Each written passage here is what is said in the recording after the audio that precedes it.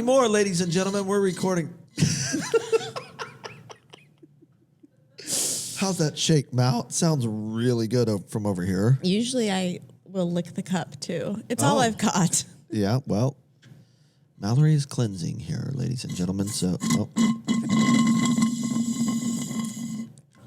Okay. Gelman just getting you great material.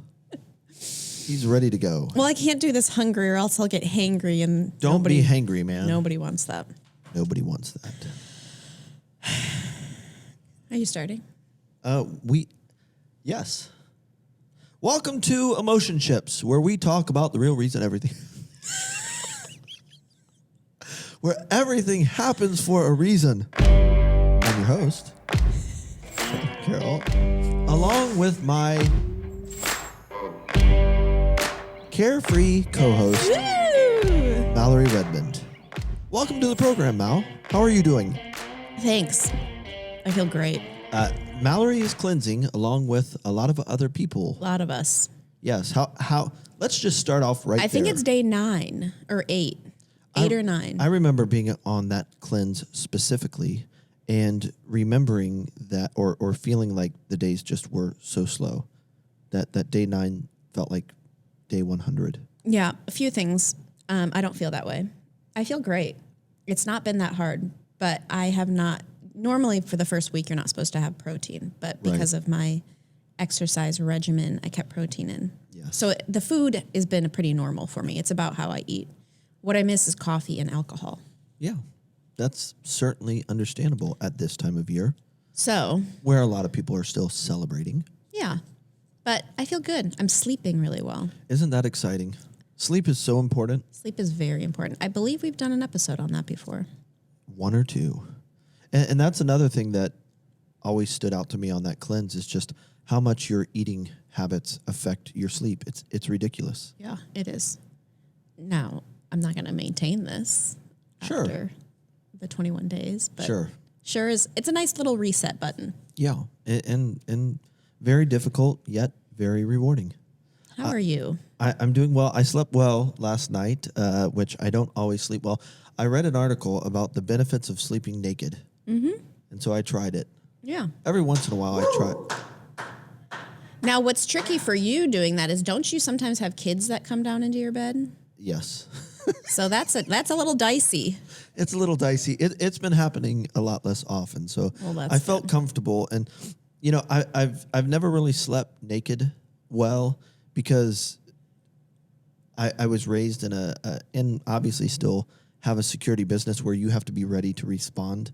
You've been at my house before where something happened with a client and like I'm out the door in less than 2 minutes type of thing. Right. And so I've never really slept well naked because I always have this little guy in the back of my head that says your phone. And this actually does happen on a semi-regular basis for me where something goes wrong or something's going down with a client in the security world and you've got to be dressed and out the door. And so I've never really slept that well when I sleep naked. But I was reading an article. Well, so what? You sleep in a suit? You're going to have to change clothes anyway, right? You know, as I was saying that, I was already going there in my head like, sleeping in boxers and a T-shirt doesn't give you that much of an advantage anyways. Right. Yeah, so, and again, like you said, the kids getting in bed never goes that well if you're sleeping naked. But the idea behind sleeping naked in this article that I was reading is how it's good for regulating your temperature, your body temperature, and then also the circulation standpoint. And then there were some small points about your immune system. So there we go. We'll see if it works again. I do have that chili pad that I have to have because I have a crazy metabolism. Mm-hmm. And it's kind of blood sugar issues as well. And so if I don't do well managing what I'm eating, then I run hot at night.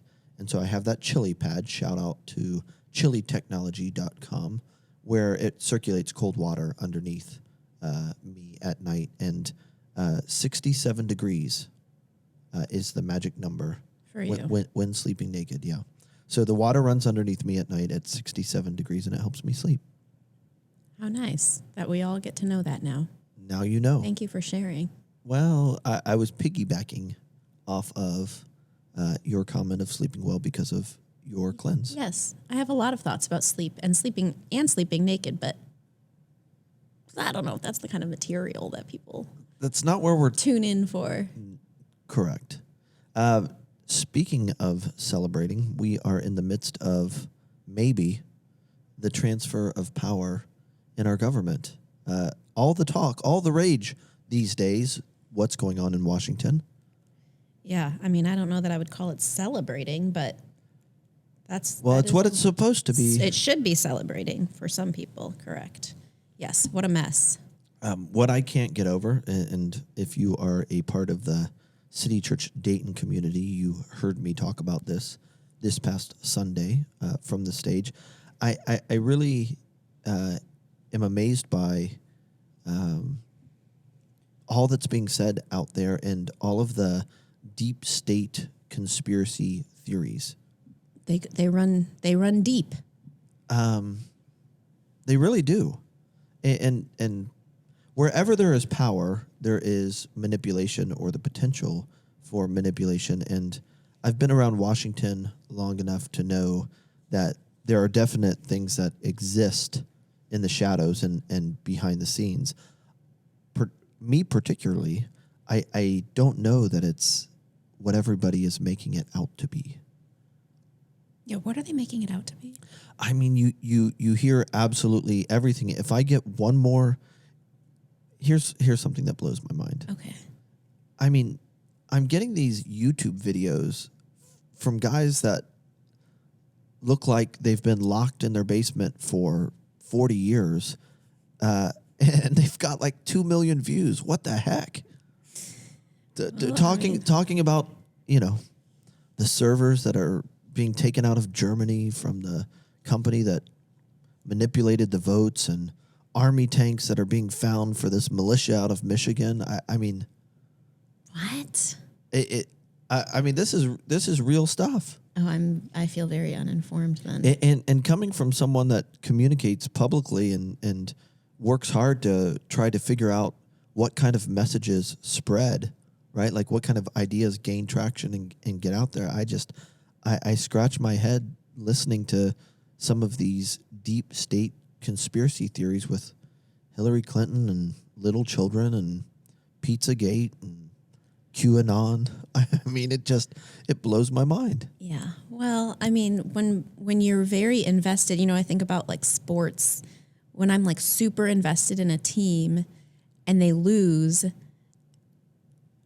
there has to be something, there has to be a reason other than they just lost. Right. Like that's what I want. Like, okay, what happened? Who deflated the balls or whatever? Yeah. And so I think when you're super invested in something as gigantic as the American government, like it's not entirely surprising that these stories are going so deep. I guess that's honestly what I would like to ask people. Like, what is at the core of all of this? What is the motivation? And when I think about it, I'm left with people want something to hold on to as far as a sense of security. Is that it?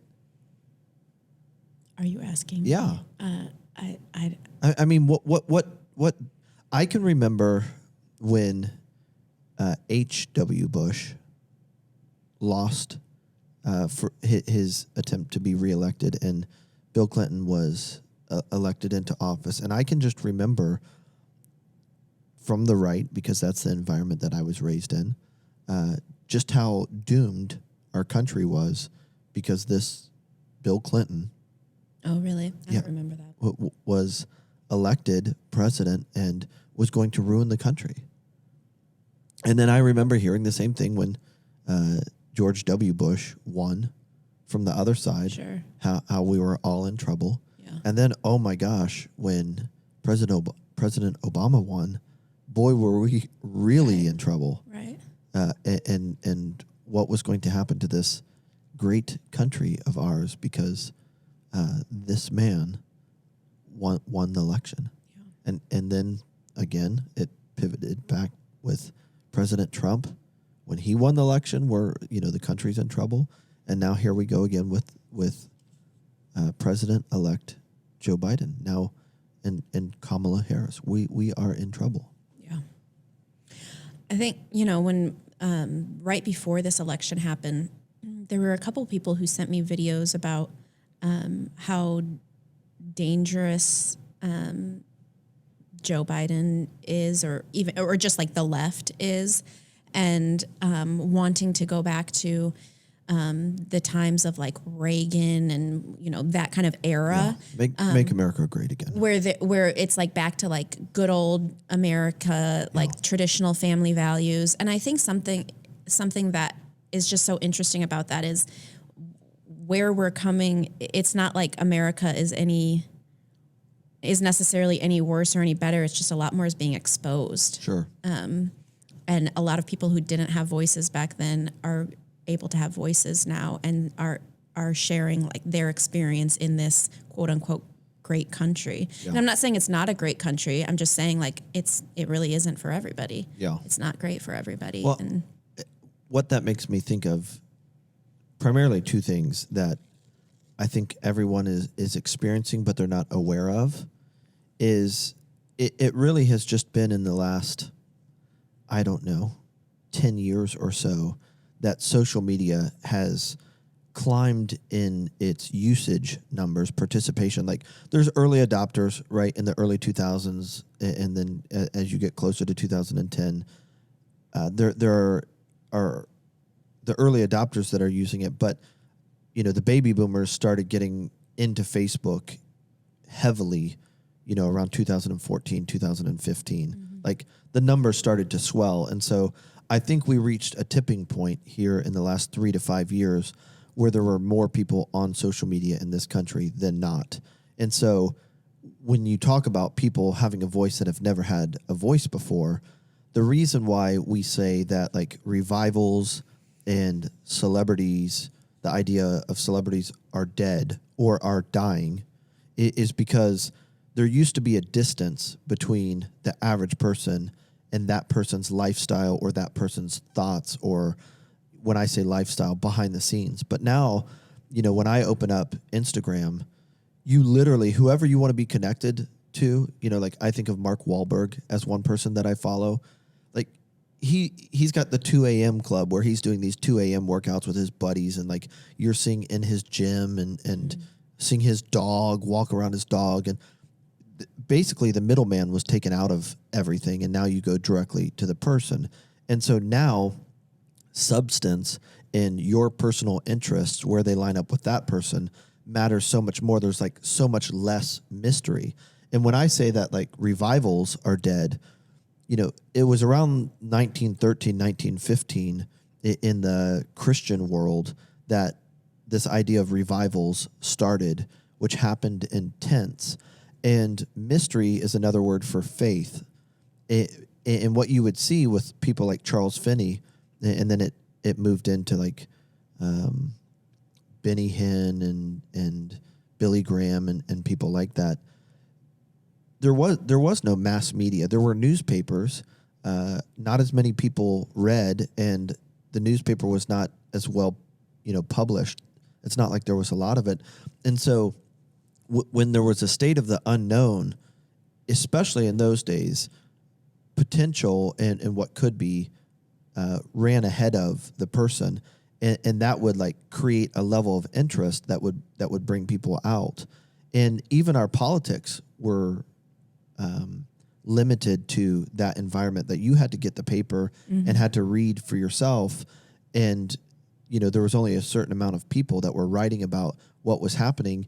And when you take all of that into consideration, there was a lot less room for manipulation because there were such few sources that had access to what was happening, which also means there wasn't as much of a need to bend the view because there wasn't as many people to try to manipulate or to try to sway. It was more about facts and getting information out there. And, a friend of mine, their family, going back to the, 100 years ago, got into the news business, and their great-great-grandfather started it with just he started the idea of the penny press with just the idea that you would pay pennies for a newspaper. And it was like, this is going to be journalism. We're going to get opinion out of this. We're going to make it nothing but fact, and we're going to leave it for you to determine your views and your opinion about it. Well, that's not how it is today. Mm-hmm. And so, when you said what you said, I said it makes me think of really two things.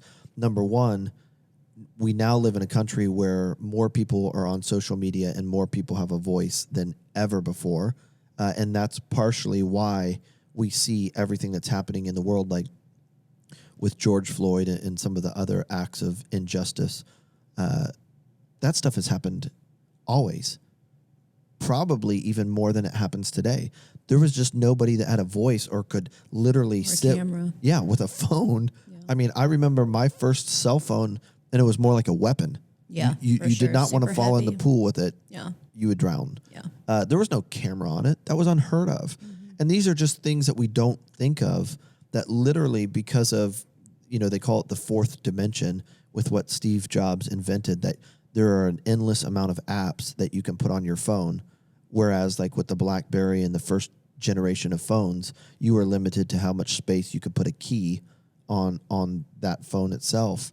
And so what we don't realize is, there are more people. We've reached that point where there are more people that have access to get information and put information out into the world than ever before.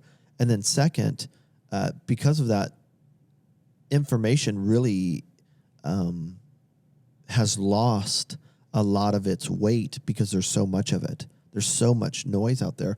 And so what I think we're seeing is a population that doesn't even necessarily realize the difference between now and 20 years ago, or even 2 years ago, in that it's not really now access to information, it's interpretation of the noise.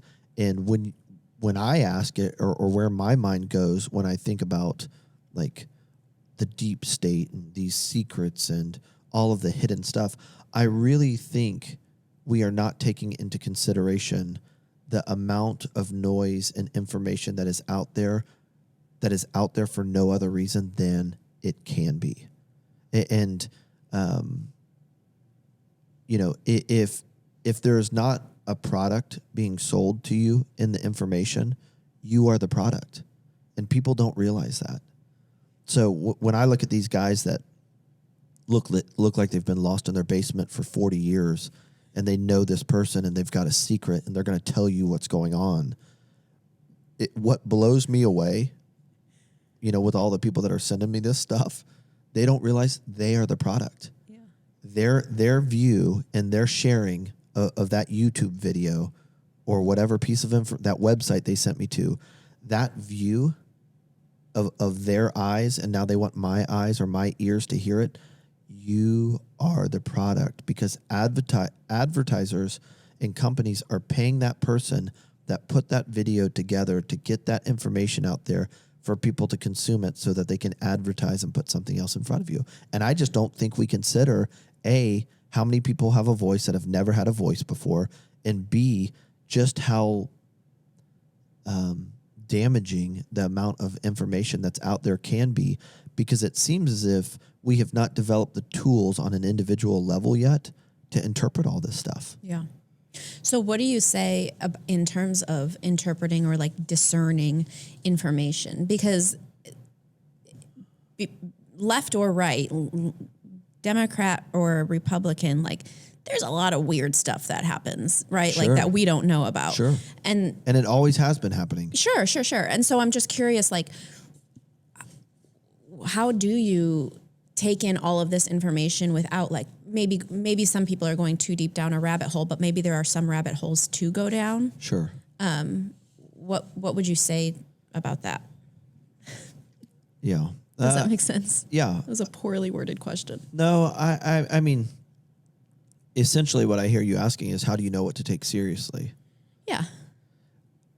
I mean, we had a family member yesterday ask us, shared a video or two, which was interesting, that asked us if we had like an emergency food supply and a generator because the grid could be going down. Okay. in the United States. Do you? We have a little bit of quote unquote emergency food set aside, which I think anybody should have set aside. I mean, there are complete companies out there, and depending upon who you follow or listen to on the radio, you know, there are people out there advertising this emergency food buckets that have a 20-year lifespan. You know, what have you? You can go to Cabela's or Gander Mountain or whatever survival store or camping store of your choice and find that stuff. I think it's wise to have something like that. I think it's wise to have a generator, but I think it's detrimental to live in fear. For sure. You know, something as simple as a comet could hit, you know, the earth and take out a third of the country or a whole state. I mean, that is possible. That is physically possible. If you live in California right now, you know, with the wildfires and all of that stuff is possible. So I think you should be prepared for those things. But I think there is a lot of history that shows that there's always going to be conspiracy theories out there, and that something there is the potential for something bad to happen all the time, all around us. Mm-hmm.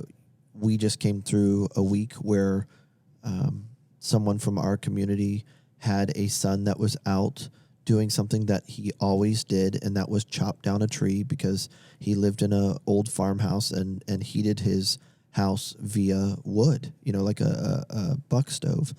And something went wrong, and the tree fell on him, and he is now in heaven. Mm-hmm. I mean, and that was in a moment's notice. Right. You know, the world can change that fast, and I think there are people out there that are leveraging what has always been true, but we have not always been able to talk about it or been aware of it because of social media, and now we are. And that is just anything can go wrong at any time. And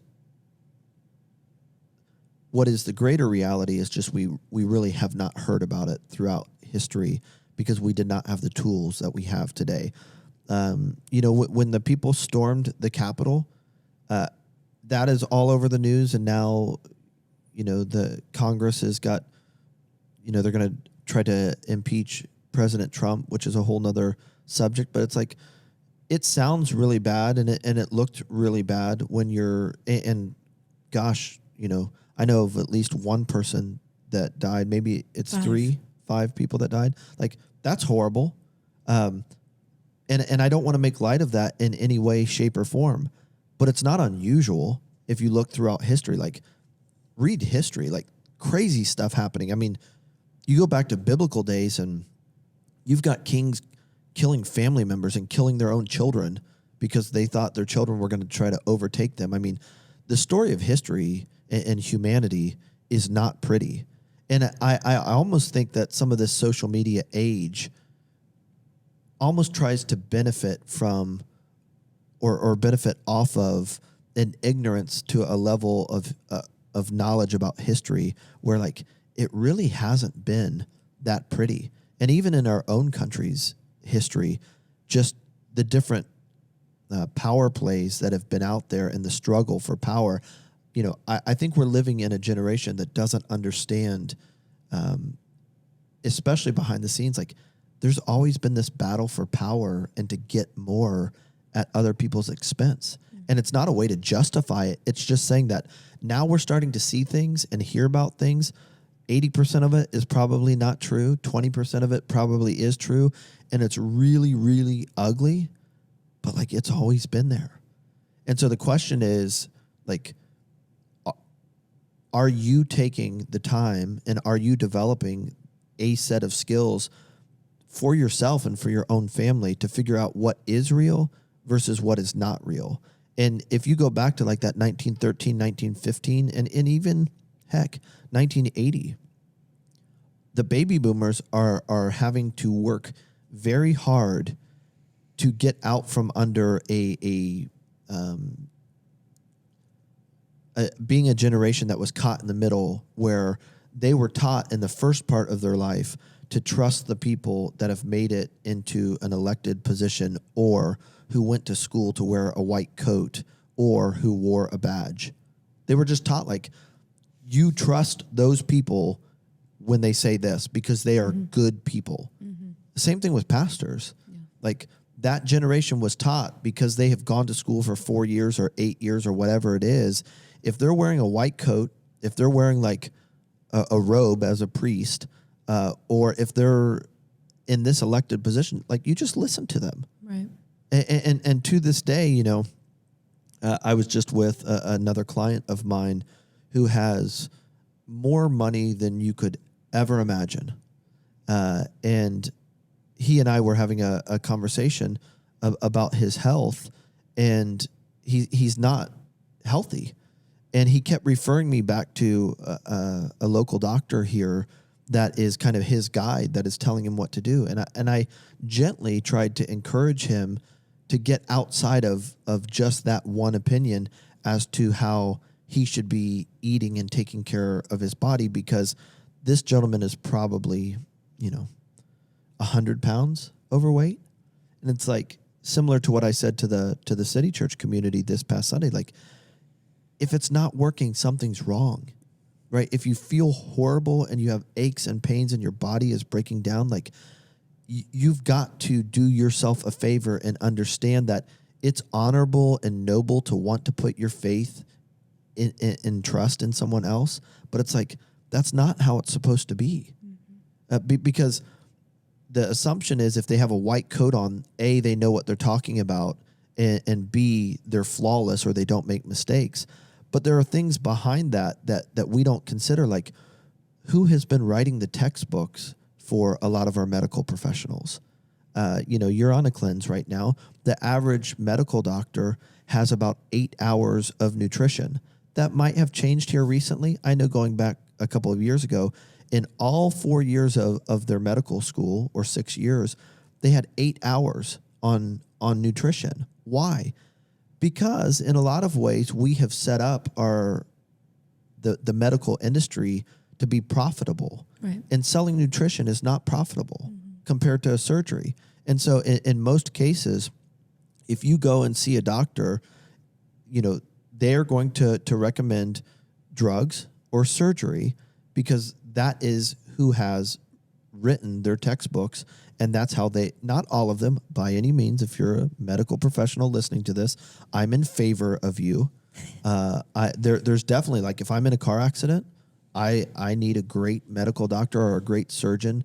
I've been in that emergency room and just spent 4 days, around ICU. And those are amazing people. And there's a need for that. But in general, a lot of the answer is drugs and surgery. I have dozens of examples where someone was told that they needed to get their gallbladder out. And there's some practical, energetic things we did, and they still have their gallbladder today, and they're just fine. But all of that being said, like, the baby boomers are a generation that is having to fight for new ways to explore what is real and what is not real. Because what they were raised with, which says you can trust this person if they are elected or they've got this many years of school or if they have a badge on. I was raised in a law enforcement environment, and like I'm in favor and I support, our local government elected officials and our law enforcement agencies and so firefighters, so on and so forth. But let's not act like they're not human beings that don't have their own marriages and their own problems and their own temptations and their own generational, like, shortcomings. Like, just because they have a badge on doesn't mean that they're going to live up to their own standards. Sure. And so this, I think people would do well to step back and recognize the huge, crazy shift the whole world is having to make in light of some of the tools that we have access to. Mm-hmm. And so I think people are caught up in like the immediate, like the spin and the energy that's flowing around anywhere. And I think if people would just take a step back and realize that human history has come through things that are much more difficult than what we're dealing with now, at least you could get enough of a perspective and calm your nervous system down to where maybe you would not be so much in a state of fight or flight where you're very, very, very reactionary. I had a mentor out in California one time was talking about this very thing, and he is now 90 years old, and this was probably, 10 years ago. And it was right when President Obama had won election, and this gentleman was more conservative, my mentor, and I was so moved because he told me that he's out in LA and said, he stayed up to see that it was official that President Obama had been elected. And being a conservative and a pastor, he said that he cried when it was official. And he was so happy for what it stood for our country in light of where our country had come from. And this is the same gentleman that told me, all throughout his life, he had heard about the world ending and the fears of living out in California and California falling off into the ocean and, a meteor or a comet hitting the earth. And he's like, I don't know what people are afraid of, especially faith-oriented people. If I hear that an atomic bomb is going to go off or could go off or something's going to hit the country or California's going to fall into the ocean, like as a faith-oriented person, like I'm jumping underneath the atomic bomb or the meteor, or like I'm riding California into the ocean. Like I'm okay. Mm-hmm. I'm okay. Like we all are going to die. It is a reality. Yeah. I think like some of the things that you were saying, that like the videos that people are showing you where there's like, what were you saying about Germany or whatever? Like, yeah, servers in Germany. Okay, so whatever that storyline is, my whole thing is like, okay, so what are you going to do about it? Like, there's nothing you can really do about servers from Germany, whatever. And so your alternative is what? Just to like sit in fear because whatever's happening with servers in Germany. And so I think it's important to be, if there are stories, because the original question that I asked was something about like, how do you know, or how do you discern like what's true and what's not? And if there are stories that are true that like we personally can do something about, in terms of, I don't know, like human trafficking or, like there are things that we can actually do. But isn't that insane? Like what? That's happening under our nose every single day in our community. For sure. Yeah, I know. And yet people are like getting in their bunker because of servers in Germany. But so my thing is like, you do what you can do, but there's also a lot that you can't do. Sure. And I think, I would imagine that the people who are storming the Capitol, which I 1,000,000% do not agree with, just for the record. Yeah. But maybe they thought that they were doing something. Or I imagine they thought they were doing something like, here's an injustice or here's something that's wrong, and I'm going to like use myself and my body to do something about it. And like are convinced that was the thing to do. Yeah. I think what you have brought up is probably at the heart of all of this. And it's people don't take advantage of or ultimately are not serious about change. Right? Sending these videos. Well, right. And what do they want you to do when they send you the videos? Like, what is the reaction want you to take? What are they going to do? Great question. Can you call them right now? Get them on the phone. I'm sure we can get someone on the phone. But ultimately, and that's what gets me so frustrated when, you have these armchair warriors putting all of these posts out, and it's, it goes back even to the summer with some of the acts of injustice. Are people that blind. I mean, a lot of this is happening in our neighborhoods where everybody lives, or down the street, right? Or over the bridge. And it's just like, what am I supposed to think that you're really upset about? And if you're that upset about injustice, can you just take a 3-year window for me and show me what you've been doing in your own community about injustice?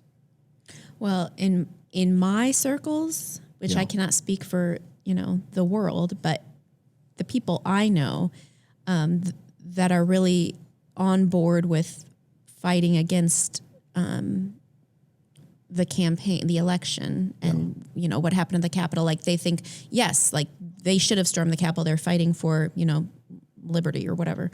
Well, those were the people that were very against protests of George Floyd's murder and other Black Lives Matter murder. And it's like, this doesn't make, something's not adding up here. Sure. Something's not adding up. Like 5 people died in that protest or rally or whatever. I don't care what you call it. They were speaking out against something that they thought was wrong. And that's exactly what Black Lives Matters movement was doing. And yet that was evil. Yeah. I think we underestimate how much of a narrative is out there, coordinated narrative that is out there that is wanting to steer our life to a vote or to an opinion. Again, it just comes back to me, and I asked this on Sunday, like, can someone just raise their hand and tell me in the last 3 to 5 years how many times you've gone to a jail or a prison just to be there and to visit someone you did not know, to comfort them, to hear their story, and to write back and forth with them? Can someone tell me that? Can someone tell me last time? And there are some people, that have gone to like a soup kitchen and served and volunteered. Yeah, but it's so much easier to just share an article on social media that makes you feel good about yourself. And I say that about myself too. Like, if I just share this post, it shows like what I think, and then I can be done with it. Yeah. And it's like, everybody who's reading it feels the same way. Yeah. Like, people follow me because they agree with me. Yeah. I mean, we could talk for hours about, social media and censoring and jumping over to different platforms and Twitter and all of this stuff. At the end of the day, what I think people should consider is just like stepping back and getting a little bit of perspective and understanding that much worse has happened and we have survived it. And I'm not saying that this country could not be hit by a comet, or there could be an outbreak of a strand of another virus, or we could go to war with whomever. All of that stuff is possible. All of that stuff has always been possible. You might be hearing more about it, but you don't know to what extent it's true and what is not true. What I quote and reference on a regular basis is the Longevity Project that studied 1,500 people for 100 years, and their science, where they measured these people's lives, was that 98% of what we fear never happens to us. And so if you are struggling with everything that you're hearing and what could happen to the economy and who's been elected and what's going to happen next, I think you could be missing out on some very valuable days of your life where, if nothing else, go make a difference. Yeah. And I guess that's the real question. Like, if you're caught up in all of this information, my question to you would be, from an outsider's point of view, you sending me all of these posts on Instagram or texting me all of these YouTube videos tells me that you're interested in making a difference. Either that, or you're interested in protecting your sense of safety and well-being. But I would hope that because you're sharing it with someone else, I'm sure it's not just me, that you're concerned about more people than just yourself. And if that's the real case, if you're concerned about more people than just yourself, I would just say make sure that you're going out there and actually doing something. You don't need, and this was another interesting part of my conversation with a friend whose family's been in the news business. They were talking about, and they are a baby boomer, and they were talking about, just going back even 30 years ago, most of the news that you read was not national news. It was local news. That you wanted to know what was going on in your community. You had an invested interest in your community. And this is the same thing, again, that I'm saying we don't consider, and we don't think about the shift that has happened because we're in the middle of it. It's hard to comprehend, but like when I was being raised, you only cheered for the Bengals or the Browns.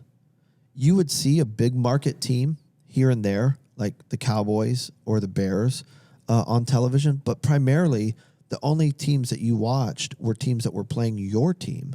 Well, now it's like, I've contemplated for years for my own health and sanity going away from being a Bengals fan. Sure, yeah. Because they're not a good organization. Right. If you define a good organization by winning, they're not a good organization. And so I've questioned, like, okay, maybe I need to go away from supporting this team just because of my proximity to them and make a better business decision and cheer for a team that seems to like have their ducks in a row and know what it means to execute and to do what you have set out to do, which is win. Mm-hmm. Well, again, I could be a Patriots fan or a Bengals or a Patriots fan or a Packers fan or whomever just as easy as I could be a Bengals fan anymore. With the way travel is, the way you can watch everything, the way you can follow these athletes on social media. And so in the same way, that has evolved for sports fans. Like one of my cousins, her husband, is a diehard Patriots fan. He's lived in California his whole life. Mm-hmm. And so it's just like we don't understand all that has shifted to becoming this cosmopolitan type vibe and spirit to things versus it's not local anymore. Well, what that has lured, all of that reality has lured us into a national and international conversation, while the only real potential, at least initially, to make a change is right under our nose. Yeah. And so we can hear and feel things from Minneapolis, but the truth of the matter is like, that's happening under our nose in our own community every single day. And the real way to make real change is in local politics. Get involved in local politics. Find the people that are stuck in the slave industry, trade industry in your own community. Stop. How do you do that? I feel like we say that, and that's like a pretty tall order. There's a lot. Just organizations. Yeah, you can call your police department, local police department, and figure it out. You can call some of the bigger nonprofits in the area. You can Google like sex trade industry Ohio and look at some of the different companies that have started. And then you just need to do your research to figure out like who has accountability, who has a good board and has accountability, and ask them how you can get involved type of thing. But it's just like we've been lured into a national or international conversation, but that's not where change happens. And so if you're sharing posts because you want to make a difference, I think you probably need to step back and understand that that's fine, but those posts are going to be inaccurate. More than likely, they will be inaccurate if they are disconnected from a local hustle on the ground to make a difference. And that's just what I said on Sunday. Like, say what you want to say and act like you're super passionate about defending this country. I would be suspicious of my intentions and my self-awareness if all I did was post and I don't do anything. I don't get out of my house and do anything. You could just be like a robot, a talking point. Like you have been captivated by a certain political party or a certain approach to life, and you're just a mouthpiece for them. Yeah. Because you just share stuff, but yet you're not doing anything. I think it's a good like the self-assessment, if you are feeling fear in all of this, which is fine. I mean, I think fear is a very like natural reaction to have, but even before like going out and doing something in your community, just to like get off of the internet. Sure. Yeah. And I think that there's a lot of integrity in trying to be informed, but if it's just like if you're drowning in fear, like before doing anything else, just like take a little fast from the internet, from the news, from social media. My mom recently did that because she has a lot of people on her social media that are like activating a lot of anxiety for her. Sure. And so she's like, yeah, I just need a break. And I think that's super healthy I know it's an intense time and there's a lot of news and there's a lot to take in, but I think that means it's all the more important just to let yourself back away from it for a little bit. Yeah. Well, what I have learned personally is that I can never overestimate the distance between a thought and a reality. I have learned that I can never overestimate just the potential distance between a thought and a reality. And what I mean by that is if you are not in it, experiencing it for yourself, man, I mean, the potential for getting it wrong is insane. Yeah. I warned my son of this recently. He came downstairs, and because of the Rona, his team missed the first high school basketball, missed the first half of the season, and now they're coming in second half. And he said, Dad, I've been watching footage of these teams that we're getting ready to play. We're gonna crush them. I'm gonna tear them apart. And I just said, I love your confidence. It's great. But it looks a lot easier on tape. Sure. Of which he reminded me the other day when I was giving him some feedback about his first game, how easy it looks when you're not the one playing, which is true. Touché. Couple of Monday nights ago, I played basketball with a bunch of guys for the first time in a while, and your mind forgets how hard it is. Oh, sure. Right? Like, you just think you're going to get back into it, and you envision yourself in your prime or the last time. Yeah, you're 15 again. Yeah. Same thing with running, right? Like, or working out. You're like, oh, man, I'm going to crush this. I'm going to get out there. I'm going to do it. And then you get out there, and you're just, like, absolutely dying. Yes, weeping. Yeah. I mean, I have learned that you can never overestimate the distance between a thought and the actual reality. And so the people that are sitting in their basement, or you are up late at night listening to your favorite talk show host or YouTuber or podcaster, like if you are not out in the thick of this, right, like trying to make a difference, man, you really don't know. And what's worse than not knowing is not knowing that you don't know. That's worse. Yeah, so I was thinking about, because we talk about awareness in like almost every episode. And so I was thinking about awareness as you were talking earlier. And I mean, this is what you were just saying, is there is a level of awareness people have or are trying to attain by trying to stay informed, right? Yeah. By like reading all these things or watching all of these videos. But there's like there's a breakdown. Like there's something that's not connecting. If you're not out there doing something, you need to understand that your motivation is self-preservation, which tends to be selfish in nature. Listen, another thing that you can't overestimate is your brain's desire to have you survive another day. And so a lot of this is self-preservation. And when it's rooted and grounded in self-preservation, there's things that you're going to miss. You can't take in because you're too worried about what could happen to you and what you wouldn't have if something like this went down to you. Mm-hmm. And so it just comes back to, there's no awards that are given out for sincere concerns about what could go wrong if they're wrong. If there's that distance between your thoughts and the reality because you don't participate in anything, you're wasting all of your time worrying about all this shit. You just are. Yeah. And so it's like, I would be less suspicious of the distance between my thoughts and what actually is if I was out in the community doing something and being with the people that I guess I'm saying I'm concerned about. But a lot of people aren't going to be there. And so we leave so much room for getting things wrong because, we don't realize that most of our behavior is self-preservation. And self-preservation, just neurologically, because of the extent of the emotions involved, is very, very damning. It's very, very blinding. So what is it that makes that more prevalent for one person than another?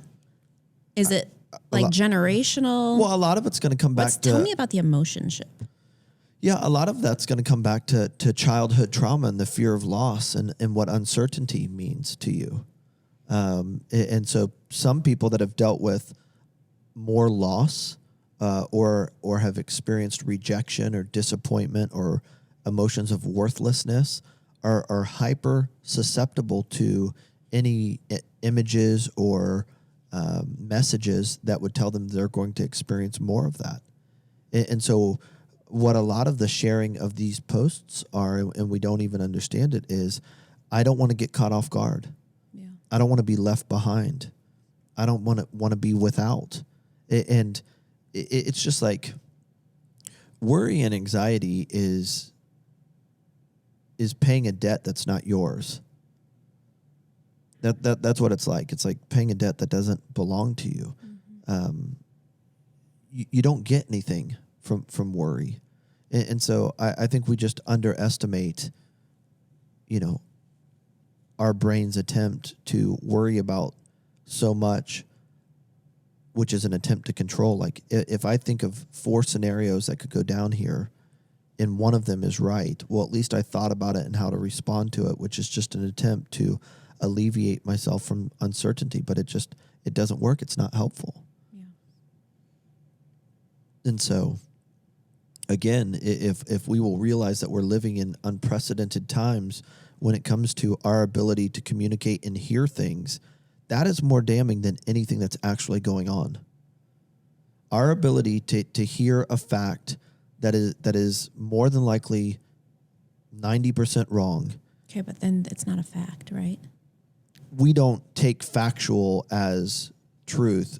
It's here are the facts, but we don't factor into me saying here are the facts as these could be wrong. Yeah, sure. Right?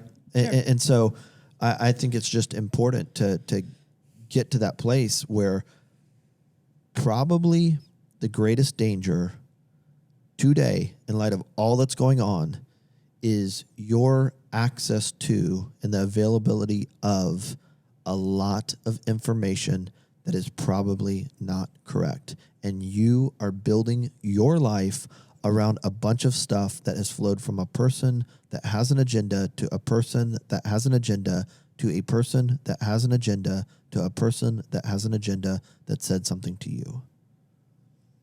That in my opinion, that is probably the greatest liability, is how much information is out there and just how much we underestimate or do not consider how that could be speaking to something that is from our past or is still in us, that we would cater to that fear-oriented narrative, and it's never, ever going to come true. Right. In my opinion, in light of the little bit of human history that I am aware of, I would say that all that is going on in the world today is nothing more than, or is not greater than, what humanity has come through in the past.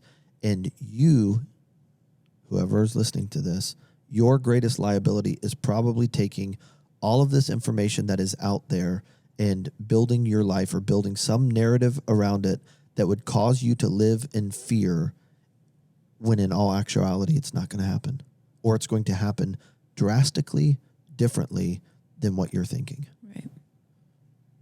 Or it's going to happen and you're going to be okay. For sure.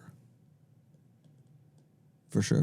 I think about that, the news a lot, when people share articles that are not mainstream and they feel confident in what the article says because Sure. it's not mainstream. Yeah. And I think, well, they still have, I don't know that there's a whole lot of places you're going to find information without some sort of bias, implicit or not. Everything has bias. Yeah. Everything does. I was listening to a philosopher, I guess you would call him, and he was just talking about, and I shared this with my children because I think it's so relevant. Like, you are responsible for your feelings and your emotions. That no matter what you go through or what interaction you have with someone else or what piece of information you receive, the feeling that that creates belongs to you. And he was just talking about, like, you can't control what someone says to you or how they interact with you, but the feeling that that creates belongs to you. It doesn't belong to them. And I've just been really like convicted of that recently. Even when someone is doing something wrong to me, like, I have a responsibility to manage the feeling because it's my feeling. Yeah. And my feeling is completely independent of that person and who they are and what they've done. And what they've done can be completely wrong and unjustified and everything about it. But at the end of the day, the feeling that it creates, I own 100% of the feeling that what they did created in me. I own that. Yeah. And so I can acknowledge that what you've done to me is wrong or it makes me feel bad, but I've got to understand that, you know, another one of my children, we were watching one of the college football games recently, and they were saying, oh, that's terrible. That's horrible. They're horrible. I can't stand them. And I just said, like, okay, hold on a second. I get that you're like passionate about this game and you want that team to win, but you've got to listen to yourself and the feelings that that is creating in you when you've never played a day of football in your life. And like, this is Division I, the best of the best. Like, you've got to understand the gap between how you're feeling and letting all of these feelings and emotions run wild in you when you're completely, like, you actually have no idea what you're talking about. You have no idea the speed in which that game is being played or what they're up against. Like, you have no idea. You're completely disconnected from the thought and the feelings that it's creating in you. And I think, like, the day and age in which we live right now, it would be good and it would be wise for people to realize that you are 100% responsible for the feelings that are going on in you and what you're allowing those feelings to create in other people that don't understand they are responsible for their feelings. Yeah. And most of us, like, if you say something to me that I don't like and it creates this feeling of rage or anger or disappointment or hurt, I blame you for that. But I own that feeling. Mm-hmm. It's mine. It belongs to me. It doesn't belong to you. It belongs to me. Mm-hmm. And that is such an empowering thing when I realize that someone can do something to me, but I still own the response. I still own the feeling that I allow that to create. Right. Well, at the end of the day, I mean, you're going to look back on your life and be able to see how much you were robbed of by giving away your peace. Yeah. Like, you want social media to steal all of this peace from Sure. you, or the government, or your neighbor who voted a different way, or your spouse, or whatever. I mean, like, it's ours to give away. And you spoke to that this past weekend, but I think, you know, that is very real, that people are losing days off of their lives right now, being consumed by fear, and nobody's forcing that on them. That's a choice. And what's so funny about it is these are the people that are screaming about what's happening to them because they are out of control. Like this is against my will. Stop the steal, right? Like, that's kind of the stop the steal. Mm-hmm. And what everybody's crying about is being out of control. But again, what it comes back to, and you've heard different teachers and philosophers and mystics say this, that whatever you're projecting onto someone else is actually your own reflection. Mm-hmm. That it's only because I'm actually experiencing it and doing it that I can see it in someone else. And so here are these people that are saying, all of this stuff is happening outside of my control. I can't stand it. Stop trying to manipulate me. Stop trying to control me. Whoa. Fundamentally, you have failed to understand that they did what they did because they had a feeling that they attribute to someone else's behavior, when in all actuality, it was their feeling. Yeah. And I have an opportunity to recognize that no matter what you do, no matter what is going on, those feelings that are created in me based on what I hear and how my brain processes it, based on my past and my upbringing and my trauma, I have an opportunity to control the narrative. And when I control the narrative, I control the emotions that are produced in my gut, which creates feelings, which creates thoughts, which creates behavior.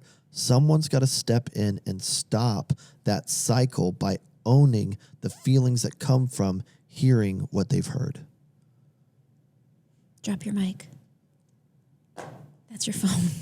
I can't drop this mic. That's good.